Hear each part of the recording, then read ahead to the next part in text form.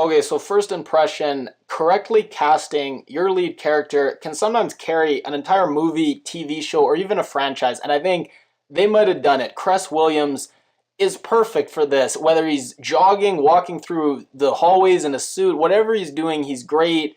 I think they really lucked out on casting him, and he may, just on him alone, make this entire show watchable. I thought they nailed the gang element, making it seem like it was completely out of control, leaking over into the schools, and you see them installing the metal detectors, very timely. And then also individual gang leaders, all of them, but Tobias especially. I mean, there's one scene, they're just chatting, and then all of a sudden he picks up a harpoon and harpoons a guy. I've never seen anything just so visceral and gut-wrenching. So I think Tobias can definitely make for a great villain, but I think in the show, the broader villain is it's going to be broader than just a single individual. It's going to be kind of institutions and whole systems of oppression. And I think that we see a bunch of different approaches that different characters are taking. There's activism and protest. There's respectability and education. There's just giving into the violence and just becoming violent yourself. There's taking violence into your own hands and becoming a vigilante. So we see all these different approaches.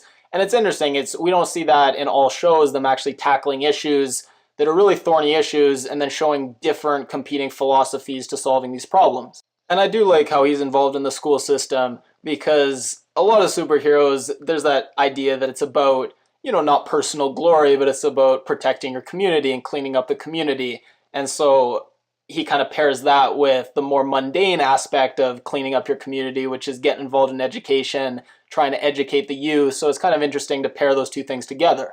Now, the action scenes, they're not always smooth. Sometimes they're a bit clunky, but they try a lot of different things. And part of that is helped by his superpower. He can use the lightning like ropes or lassos. It's a pretty versatile power, and it can make for them to do some pretty creative things, which is cool. Like when he's holding the guy off the edge of the little, I guess they're standing outside, I don't know, it's a hotel balcony thing, and he's holding the guy off the edge of it. It's just little cool things like that, like I say, the action, it's not always top-notch. There are some moments where it's kind of cringeworthy, but at least I like that they're being ambitious and they're trying different kind of things in their action scenes. So a lot of the stuff is going to hit, and there's going to be some interesting things each episode. The opening song, they used Blood on the Leaves paired with the gang violence. I thought that was really well done. And all the music, for the most part, I think is pretty good in this show. And the slang, I think it rings pretty true for me. I think they do a better job handling the slang and making it seem like realistic than a lot of other shows I see. And then Roland Martin has a little cameo. I think I've seen a few cameos by him now. He's always hilarious. Why is he a vigilante and other folks are heroes? It's a double standard.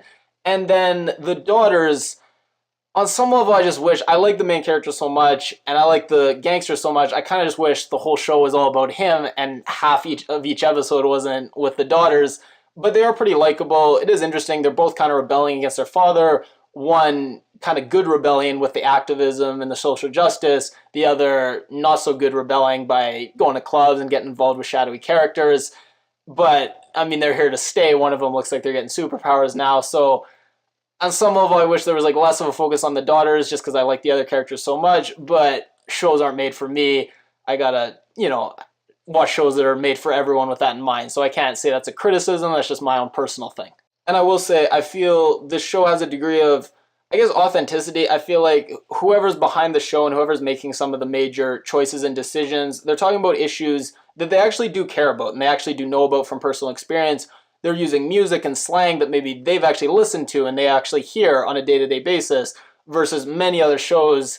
I feel like they try to use songs that they don't really like and they don't really listen to, but they know are popular and are going to play well and maybe get good ratings. The same with the slang, the same with the issues they cover. Not really stuff that's from their lives or that they actually hear or experience, but they're like, oh, I know what's popular right now, let's throw that in there. So I feel like this show does have a degree of authenticity that I feel like a lot of other shows that may do other things really well are missing.